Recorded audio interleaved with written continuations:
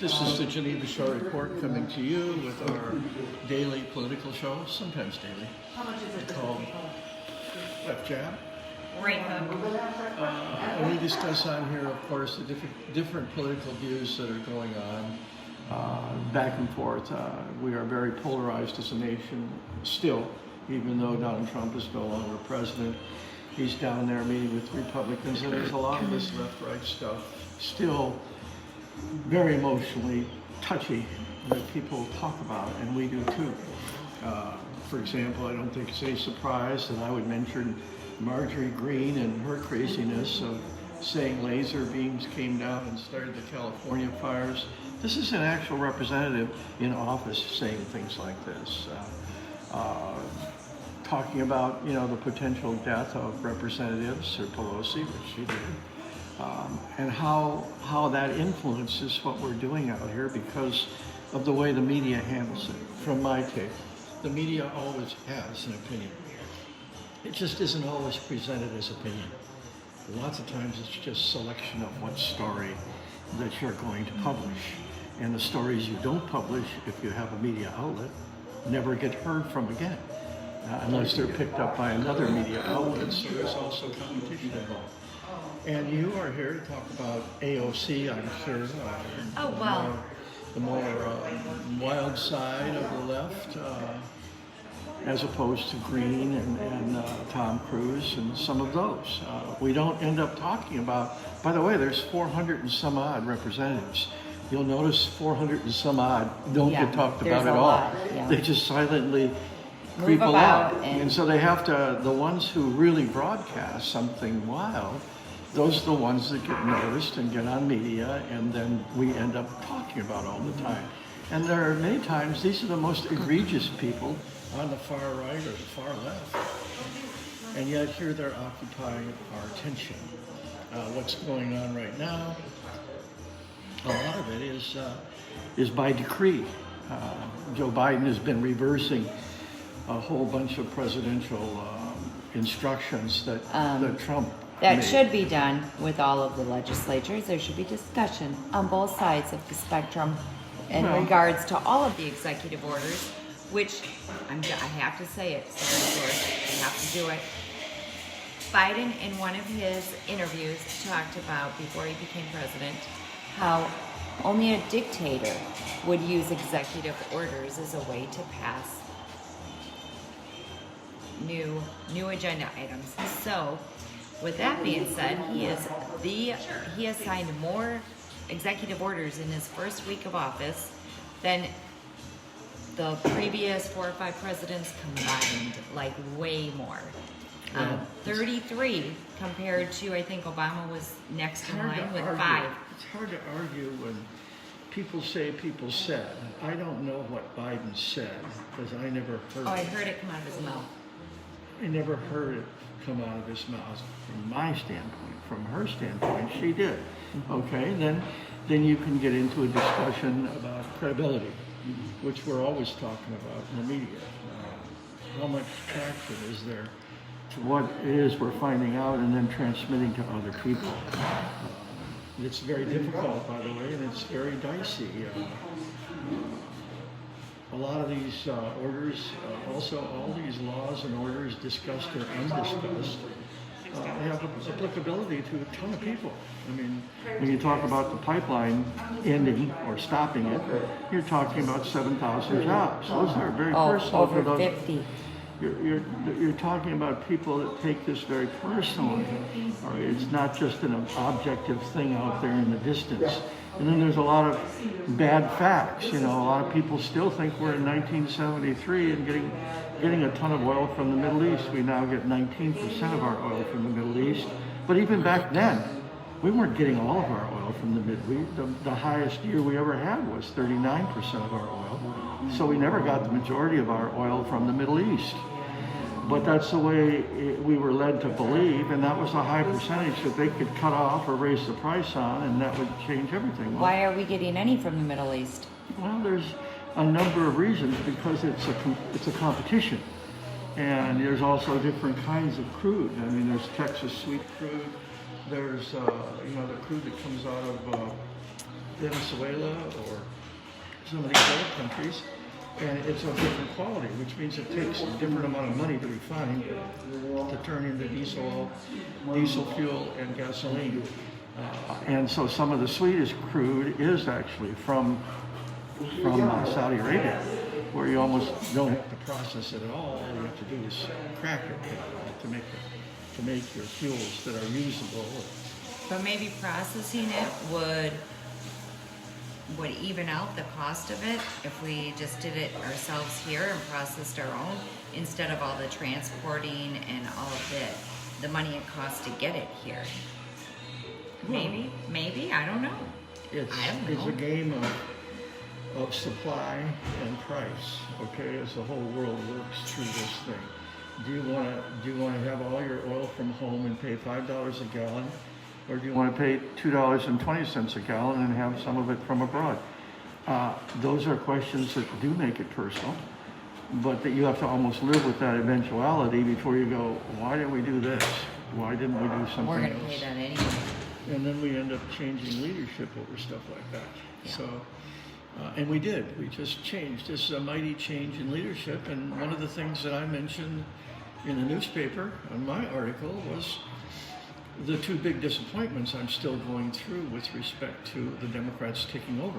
Because I thought for sure every day we'd be talking about the stimulus, and every day we'd be talking about maximizing and getting more of the vaccinations out there to the whole public. That's what I thought would be the stuff. And yet here we're talking about all kinds of still committee chairs and who's going to be Secretary of State or whatever. And the fact is, except for those two items, I know all that stuff's important, but I have to say, I don't give a damn until you start coming through on some of what was promised, why the Democrats are in power right now. A lot of it was that those two senators supposedly they were going to change the Senate into Democratic. That didn't happen because we have the filibuster, and also McConnell is such a master, as opposed to apparently Schumer is not. In being able to manage how all that's done. So once again, we end up with a Senate that doesn't really do anything unless you have a lot of cooperation. And apparently the stimulus is not big on a lot of agendas, and it ought to be, because there are a lot of people really hurting out here. I mean, not just the people who lost their Well, and job. as more executive orders keep getting signed, more and more people are going to be hurting on a larger scale than they were previously. All as they're executive orders losing aren't jobs. bad. Executive Not all orders of them. and their nature are not bad. They're within a certain tolerance level. He can only do certain things by presidential decree, not Well, he's anything already he done wants. 33 compared to 5. I'm talking about what he does, not the number that he does. You don't even know what he's doing in these executive orders because you don't get to hear about them. They don't get discussed. They don't get anything. But it's just because Trump did something, so he's the big bad boogeyman, and they need to just reverse anything he did, pretend like he never existed. Just like a lot of our history is trying to be redone, renamed, take down statues, do this, and we'll pretend like it never happened. Well, you know, I don't have to ride through parks and see these statues with North Vietnamese Army riding on them, okay? I fought in that war, got shot in the Vietnam War, and I don't want to see my opposition made into heroes in my own land or anywhere else for that matter. And so I understand the whole thing, and we're going, of course, all the way back to the Civil War and the racial issues that existed when someone started bringing all kinds of black slaves from Africa to our country. And that changed everything, and it's changed it through time. We're still going through a different version of people disagreeing over racial issues. That's just one issue. I mean, there's the energy issue, but the stimulus I like because 94% of the public out here got a check. And I thought that was a really nice thing. Most of the stimulus money of the first package, the $3 trillion, did not go that way. That only took, by the way, less than a quarter of that stimulus package. The rest went to the big corporations. United Airlines returned $20 billion because they didn't need it. They took too much. All of these companies end up with at the trough, and then the people get forgotten. But the people have to buy groceries and have to pay the bills and all of that stuff. And how are they supposed to do that through this troubled time where, through a variety of reasons, we've shut down so many businesses? And that's, you know, a much bigger thing than the lost jobs in the pipeline, because it's huge, the number of people who, you know, in restaurants, for example, that lose their jobs, or the companies are gone. You just don't even remember they were there anymore. And so there's tough stuff going on. So I'm going to agree that the right has a complaint when it comes to the stimulus not being on the front of the table, but there's a lot of blame there. The Republicans were not in favor of the stimulus, and that's what cost them 2 senatorial positions. No, they were in favor of the stimulus. Trump was pushing for it the whole time. Tons of Republicans were pushing for it as well. They just wanted the money that was going to Pakistan removed from the stimulus package. They wanted the money that was going to study the impact of fallen trees taken out of the stimulus. They wanted all of the money that was going to unnecessary other places when we need it right here, right now. And they wanted the money to the people. They just didn't want the money going all over the place.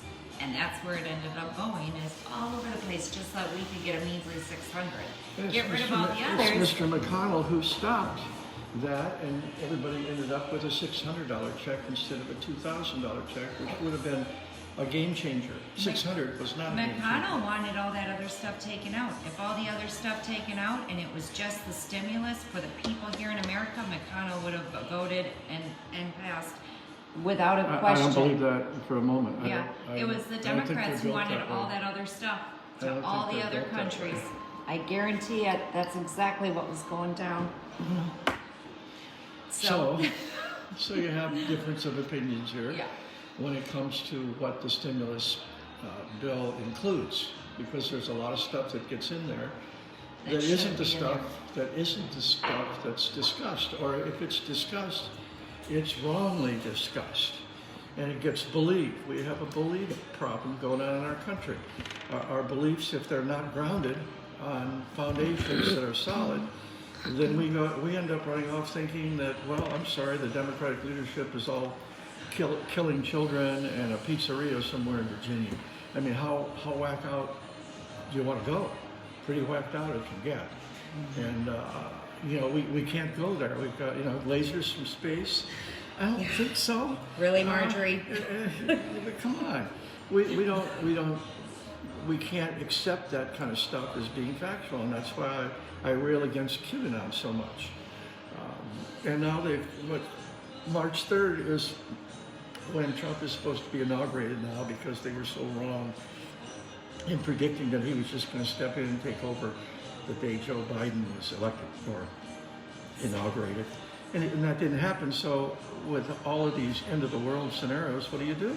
They step back and change the day back to the original day when presidents took office, which was March 3rd in the Constitution. That got changed under FDR because they felt the period of time, lame duck period of time, was too long, so they made it January 20th. So they think the real deal is going to be March 3rd, and when March 4th shows up, I'm sure we're going to kick the ball down the road again, because Trump isn't coming back. Who follows QAnon? It's all over out here. I mean, you hear it here, you hear it there. No, don't hear it. Well, no, you don't. I don't. Because you live in that little closet, with the door closed. I feel like a lot of what's being said by QAnon is because the Democrats are advertising what they're saying, because they're the ones looking to see what they're saying. It's such a small group that I think 99.9% of the people don't even know they even exist. This is the problem with media, all right? Our newspaper doesn't reach that many people. I mean, this video will probably reach 1,000 people. Mm-hmm. Well, the population of the United States is 335 million or so. So that's almost non-existent. So nothing original that we put on here will probably reach a very large audience. Even the New York Times, they reach, 1 million people, 1.5 million people. Still, look at your population and who's really touched by their stories, and they're the most successful newspaper in the country. But nevertheless, we're here reporting on the stimulus, which isn't. Yeah. And the vaccination program, which I guess is now slowly building. And of course, then they're going to run into the wall of anti-vaxxers, people who believe that you shouldn't get the vaccine, that it's more dangerous to get the vaccine than the virus. Is the virus even really real, or was it made up in order to get Trump? Blah, blah, blah, blah. Again, we're back to the media. And what's your belief founded on? What are you believing as a fact? And then where's that fact coming from? It's very difficult. It's very difficult to determine. I like to sometimes I used to watch Donald Trump, and I used to listen to what he said instead of what people said he said. And I'm in the business of saying what people say. So I'm not immune from that. But or sometimes turn off the volume and just look at the expressions on people's faces. You can tell a lot from nonverbal. I never thought Dick Cheney was a nice man because I'd turn the volume down and just look at him and go, I don't want anything to do with this guy. Was I right? History will tell us over time. But so we're in a different time right now, and we're all living with a lot of hope. Can I say it? Unless we erase it. Good point. Yeah, where does it go in that case, right? Anyway. Yeah, well, at least we can agree on the stimulus, we can agree on the vaccinations, we can agree on all these other things that should be going on right now that aren't going on right now. Notice anything that I say the Democrats have not done, she agrees with. Yes. How I'm very- right there with you. The right hook comes right at me. All right, these are tough times. We need to all be open-minded and not be closed-minded and listen to the other side. We need to. Tough times don't last. Tough people do. People do. Yep. Thank you, John. Thanks for the reminder. Well, I guess. We need to be our own heroes. Well, we just need to act together more than we have. And, pay more attention to what's really going on in the country and the pain that we see. And I think our federal government, our Senate and our House need to look at that too. I think they need to come together because I think they're just as divided as the average Well, American citizen. they are so divided right now. What's going Happening on in the world, yeah. About the differences that we have. I mean, Yep. that we didn't video the first few minutes of this show as we were having it personal because we disagree on some subjects and pretty strongly, like the country. You still have a very difficult time talking to a lot of people about what's going on, and they take it very emotionally. I mean, I've heard now reports that Christianity is a dying thing. No, it's growing. It's not dying, but you would believe that Christianity is under attack, sort of like the war against Christmas. There was never a war against Christmas, although some places went to use other phrases other than Merry Christmas. And Happy Holidays then became the anti-holiday, you're taking Christ out of Christmas type thing. Well, we live with a lot of religion in our lives anyway. It's on every dollar bill that we carry around in our pocket, and we go to court, or you go to hold office in Washington, D.C., you're going to swear on a Bible. Well, isn't that a little strange for a country that says, that we have total freedom of religion? Well, political correctness is getting a bit extreme. Everyone has to be so careful and on tiptoes, eggshells, because if you don't say something politically correct, you're evil and you're condemned. So that means some people have to swallow their own opinion and bury it deep down because it's not politically correct. I think she's talking to me. Nope. I love you, George. Love you, George. Same here. Anyway, that's our show for today. I'm George Busey Jr.